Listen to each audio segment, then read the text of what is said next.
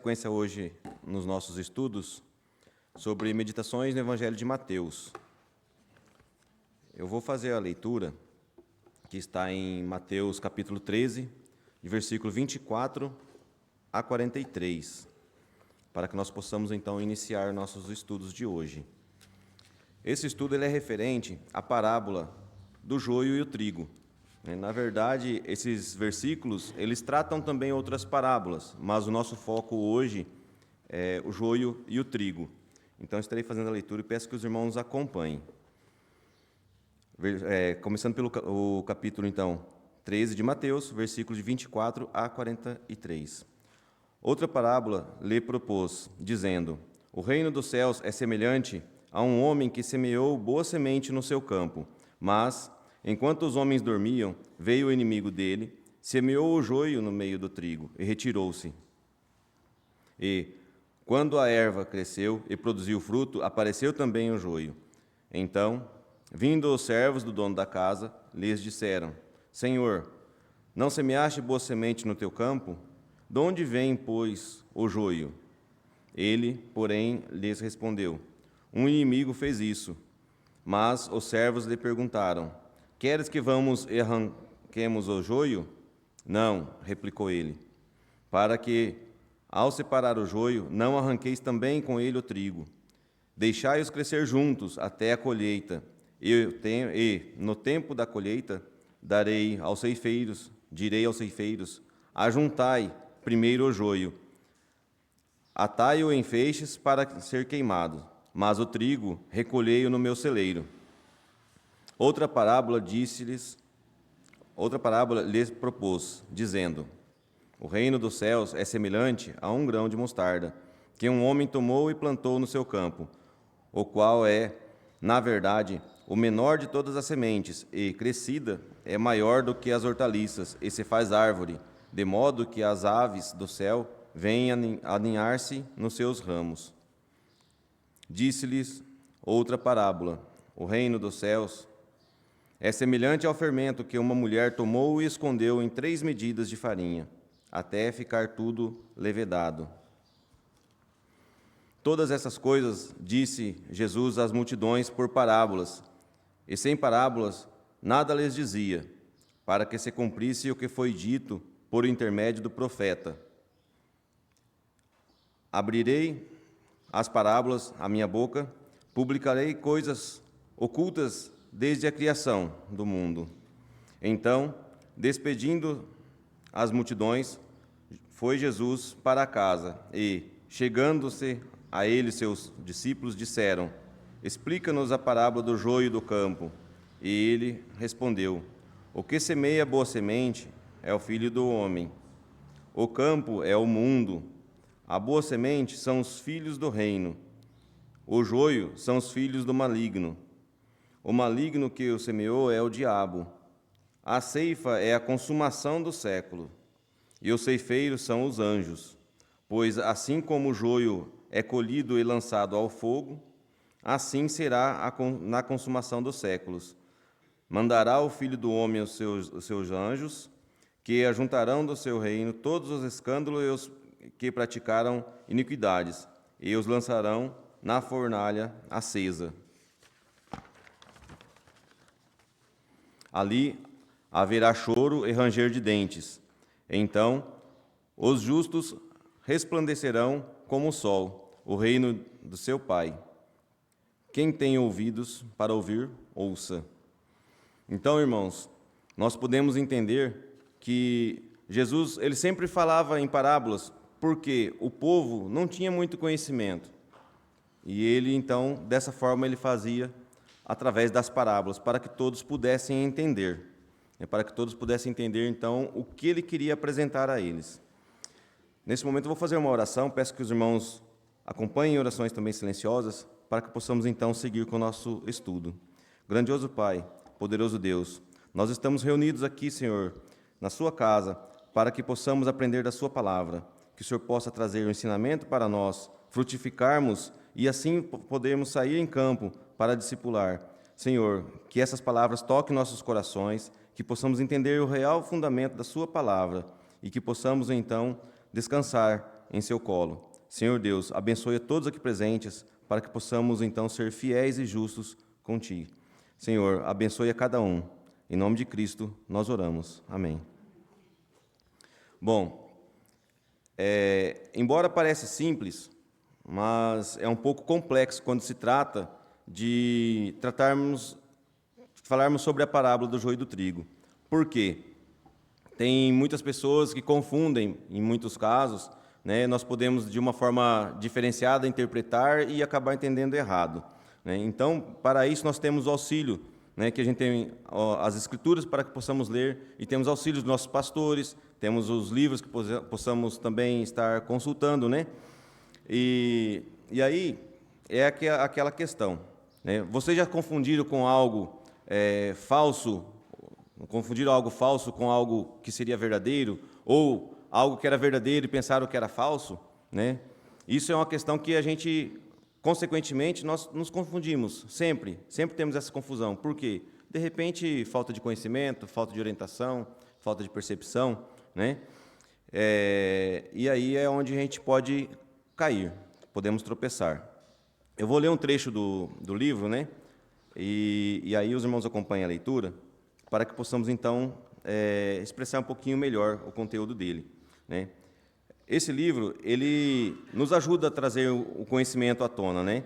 Então, assim, em primeiro lugar, né, essa parábola, ela ensina que o bem e o mal sempre são achados juntos na igreja. Às vezes, nós pensamos que estamos aqui dentro, né, e aqui dentro todos são trigo, né? Mas, na verdade, nós não podemos nos preocupar com isso. Nós temos que tratar o Evangelho, estudar o Evangelho, seguir as Escrituras, né? E assim o Espírito Santo agirá em nós, ele agirá em nossos corações, sendo trigo ou sendo joio, ele irá agir em nós, né? Então, essa percepção, né, esse sentimento que nós temos, né, é muito complexo e a gente acaba se deixando confundir, né? A igreja visível nos é apresentada como um corpo misto. Trata-se de um campo vasto no qual crescem lado a lado o joio e o trigo. Devemos estar preparados para encontrar crentes e incrédulos, convertidos e não convertidos, os filhos do reino e os filhos do maligno, todos misturados uns aos outros, em todas as congregações de pessoas batizadas. Nem mesmo a mais pura e fiel pregação do Evangelho conseguirá impedir esse estado de coisas, o qual tem existido em todos os séculos da Igreja. Tal foi a experiência dos primeiros pais da Igreja. Tal foi a experiência dos reformadores e continua a ser a experiência dos melhores ministros do Evangelho, até hoje. Nunca houve uma igreja local ou assembleia cristã cujos membros fossem todos o trigo. O diabo, o grande inimigo de nossas almas, sempre teve o cuidado de semear o joio. Independente de onde nós estamos, né, o inimigo está ali semeando o joio.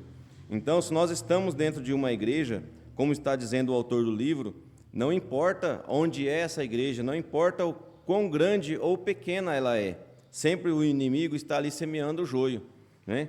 E como nós podemos impedir o inimigo de semear o joio, né? Como podemos impedir esse semeador, né? O diabo de semear?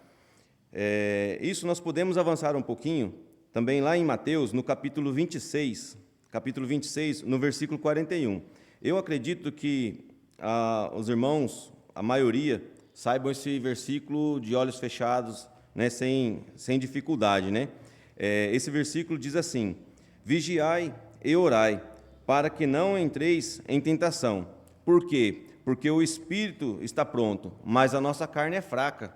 Então, nós devemos o quê? Sempre estar em oração, sempre em comunhão, sempre em oração, vigiando, para que não aconteça do inimigo vir e semear no nosso coração o joio.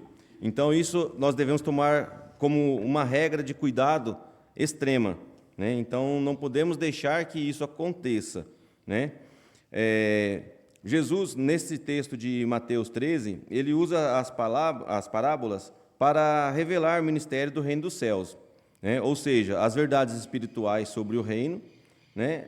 Se manifesta no mundo, enquanto o rei, que é Jesus, ainda não governa visivelmente em glória, e ensina que o reino dos céus é um reino espiritual, que cresce e desenvolve de forma gradual, mas que terá um impacto profundo e duradouro, né? Que após a vinda do rei, após a vinda de Cristo, ele será duradouro, será eterno. Elas também nos ensinam que o bem e o mal coexistirão até o fim dos tempos, quando Deus fará a separação final. Então, até que Cristo volte, até que haja a separação final, viveremos junto com o inimigo. Seremos como o trigo semeado e no nosso meio crescerá um joio, e nós estaremos junto com o joio. Então, nós devemos nos cuidar, orar sem cessar, sempre. Cuidar para que não deixe esse joio agir no nosso coração ao ponto de nos desviarmos, de nos derrubarmos, né? E aí nós podemos também observar nesses versículos 4 pontos que trata sobre essas questões, né? O primeiro seria o campo. Muitas vezes pensamos que ao virmos para a igreja nós estamos em campo e nós vamos fazer o nosso discipulado, né? Na parábola do joio e do trigo, né, o campo ele representa o mundo, né, a sociedade em que vivemos, né? É lá fora. Ele não é igual à igreja, como muitos pensam, né? Ele não é a própria igreja local, né? Ele é um lugar onde os filhos do reino, no caso o trigo, né, e os filhos do maligno, o joio, eles coexistem, eles estão sempre juntos, que é o que nós acabamos de ler, né, em Mateus 13, no versículo 38. Eu queria pedir para os irmãos, né, se possível, ficarem em pé, tá? Vamos fazer só uma leitura e depois a gente retoma. Que os irmãos virem de costas para mim, nesse momento, virem de costas. Vamos fazer uma leitura que está em cima da porta, na saída, para que todos entendam que lá em cima está dizendo algo para nós, quando sairmos da nossa igreja. Então, leiamos todos a uma só voz. Você está entrando em um campo missionário. Amém. Podem virar novamente e se sentar. Obrigado, irmãos. Então, para que possamos entender, às vezes passa despercebido, muitas pessoas podem, de repente, entrar, cultuar, né, e ao sair não observar ou muitas vezes não entender, mas o que está dizendo naquela frase, né? Que quando nós saímos da porta para fora, nós estamos entrando e não saindo, na verdade, nós estamos entrando em um campo missionário. Lá fora é a nossa missão, lá fora somos os missionários de Cristo, nós temos que levar o evangelho à frente. Aqui dentro nós estamos para aprender as Escrituras, convivendo entre joio, convivendo entre trigo, nós estamos todos em comunhão, para que o Espírito Santo possa agir e no momento certo acontecer a colheita, né? E o semear, que é o segundo ponto, o que ele diz para nós, né? O ato de semear, ele representa a ação de Deus e do inimigo, né? Que é o Satanás, na sociedade. Nós também lemos lá em Mateus, né? De 13, de 28 a 29, né? Esse semear de Deus, que ele semeia o trigo, né? Representa os filhos do reino. E ele, no caso, né, aqueles que acreditam em Jesus Cristo, seguem seus ensinamentos. Então, estes são os filhos do reino. O trigo simboliza a vida nova e a salvação que vem através da fé em Cristo. Depois nós temos o semear do inimigo, né? O semear do inimigo, ou o semear do Satanás, ele semeia o joio, que representa os filhos do maligno, aqueles que não acreditam em Cristo e seguem os caminhos do mundo, aqueles que tentam nos desviar, aqueles que muitas vezes nós vamos levar uma palavra de oração, uma palavra das Escrituras, fazer uma leitura junto com a pessoa, e aquela pessoa que não quer ouvir da palavra, mas ela fica indagando, te questionando, você quer falar para ela de Cristo, ela não quer te ouvir, naquele momento ela não quer saber de ouvir, mas ela fica te questionando. Então, assim, muitas vezes devemos tomar cuidado e orar por essa pessoa, Orar para que o Espírito Santo possa agir no coração dela, transformá-la de um joio para um trigo, né? E esse joio, ele simboliza a influência do mal e a rejeição da vontade de Deus, que é aqueles que rejeitam, né, a Cristo. E depois nós temos um terceiro ponto, que seria o julgamento, né? O julgamento representa a separação final entre os justos e injustos, os filhos do reino e os filhos do maligno. O julgamento, ele é descrito como uma colheita, onde os anjos, né, os ceifeiros, separarão o trigo do joio. O trigo será recolhido no celeiro, simbolizando a salvação e a vida eterna, enquanto o joio será queimado, simbolizando a condenação e a separação de Deus. Nós podemos ler isso também um pouquinho à frente, Mateus 13, 49 e 50. Ele diz assim: assim será na consumação do século. Sairão os anjos e separarão os maus dentre os justos, e os lançarão na fornalha acesa. Ali haverá choro e ranger de dentes. Assim será no momento da separação, né?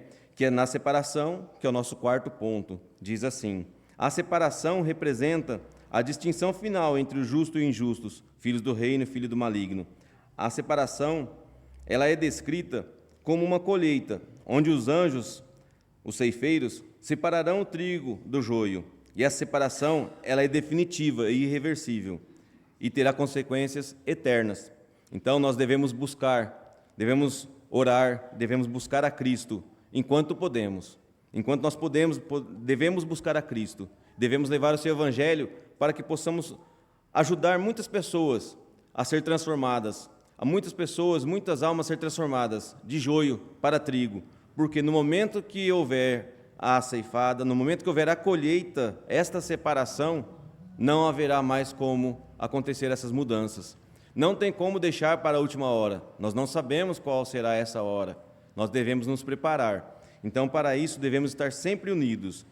Podemos também, assim, lá em Apocalipse, no capítulo 14, versículo 15, ele retrata um pouquinho desta situação, né, de tudo isso que nós estamos aqui conversando. Diz assim: outro anjo saiu do santuário, gritando em grande voz para aquele que se achava sentado sobre a nuvem: toma a sua foice e ceifa, pois chegou a hora de ceifar, visto que a seara da terra já amadureceu. O que isso quer dizer? Que a seara da terra, que o tempo da colheita, o tempo da vinda do nosso Senhor e Salvador é chegado. E neste momento não haverá como escapar, não haverá como fazer diferente, não haverá como se arrepender e falar assim: estou seguindo a Cristo, eu quero Cristo. Então, neste momento haverá ranger de dentes. Neste momento não teremos mais como dar um passo atrás e resolver e falar assim: não, agora eu aceito, agora eu quero. O momento é agora, é hoje. Hoje nós devemos mudar. Então, nós podemos, desta forma, entender que Cristo, Ele sempre nos revela através da sua palavra, sempre está conosco, sempre habitando em nossos corações. E não podemos deixar em nenhum momento que o inimigo haja sobre nós. Tem um outro ponto desta parábola, né? Conforme diz o autor do livro, que ele nos ensina assim: haverá o dia de separação entre os membros piedosos e os membros ímpios da igreja visível, no fim do mundo. O presente estado de coisas não continuará para sempre, né? Que o momento que nós vivemos hoje não continuará para sempre. O trigo e o joio serão separados ao final. O Senhor Jesus enviará anjos no dia do seu segundo evento. Eles, então, recolherão os que professam cristãos, formando dois grupos distintos. Esses poderosos ceifeiros celestiais não se enganarão no que estiverem fazendo. Por que não se enganarão? Deus sabe dos nossos corações. Ele sonda todos os nossos corações, nossos pensamentos. Ele sabe quem é o joio, quem é o trigo. Nós não podemos julgar, porque nós não sabemos onde está o joio e onde está o trigo. Ao tentar arrancarmos um joio, podemos, de repente, arrancar 2, 3 trigos. E assim nós perdemos da colheita do Senhor. Nós devemos, então, acalmar nosso coração, orar, estar sempre buscando a Cristo, sempre trabalhando com as Escrituras, para que possamos, então, levar ao coração de muitos, para que, assim, deixemos, então, que, na vinda do nosso Senhor, os anjos possam ceifar sem cessar, e assim eles separarão todo o trigo de todo o joio. E aí nós ficaremos tranquilos, com o Espírito Santo nos guiando. Por isso, irmãos, nós devemos ter a consciência que em todos os lugares onde nós pisarmos, teremos sempre joio e teremos sempre o trigo. Queremos sempre levar a palavra de Deus, para que possamos cada vez mais aumentar esta preparação para a colheita do nosso Senhor. Queremos cada vez mais levar o Evangelho. Por isso, nós lemos aquela frase, que quando nós saímos daqui para fora, desta porta para fora, estamos entrando num campo missionário. Essa é a nossa missão. Esta é a missão que Cristo nos deu. Então vamos levar o Evangelho para que possamos assim conseguir que Cristo recolha mais trigos para Ele, para o seu celeiro. Amém, irmãos? Esse foi o estudo de hoje, né? Espero que os irmãos tenham compreendido um pouquinho da palavra do Senhor sobre a questão do joio e do trigo. Caso os irmãos queiram, de repente, fazer algum comentário ou alguma dúvida, fiquem à vontade para isso, né? Tem aí uns 2 minutinhos mais ou menos para a gente poder fazer um comentário. Os irmãos comentam, o pastor Ciro responde, né? E aí fica tudo certinho. Aí o pastor Tiago responde. Alguém tem algum comentário, alguma pergunta? Bom,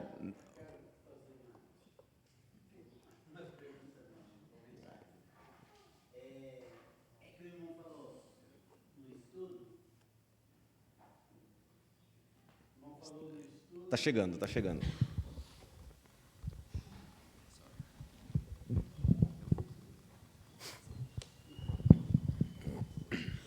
O irmão falou no estudo que nós devemos nos esforçar e sair com a ideia de que, para que o joio se transforme em trigo. Então, só essa observação, que o joio nunca será transformado em trigo. Joio é joio, trigo é trigo. Então, eles são semeados juntos. O que nós temos que fazer é pregar o Evangelho, aí é uma doutrina nossa, para que o Espírito Santo converta aqueles que serão trigos, né, que ainda estão no mundo, mas o joio que semeado pelo inimigo é joio. É a mesma coisa de bode e ovelha, né? O bode é bode e ovelha é ovelha. Então, sempre vai ser assim. Mas é só uma observação para a gente entender o que é uma coisa e o que é outra, né? O mal que tem, que quando é joio, e quando é trigo. Perfeito. Plenamente com a razão. Porque como nós não sabemos, né, nós não temos essa capacidade de distinguir, então nós levaremos até o joio e até o trigo as palavras, né, do Senhor. Mas como o pastor disse, joio é joio, trigo é trigo. Não tem como o joio passar a ser trigo, né? É uma erva daninha que cresce. Amém, irmãos? Então eu passo agora a palavra para o pastor Tiago, e dará seguimento à nossa EBD.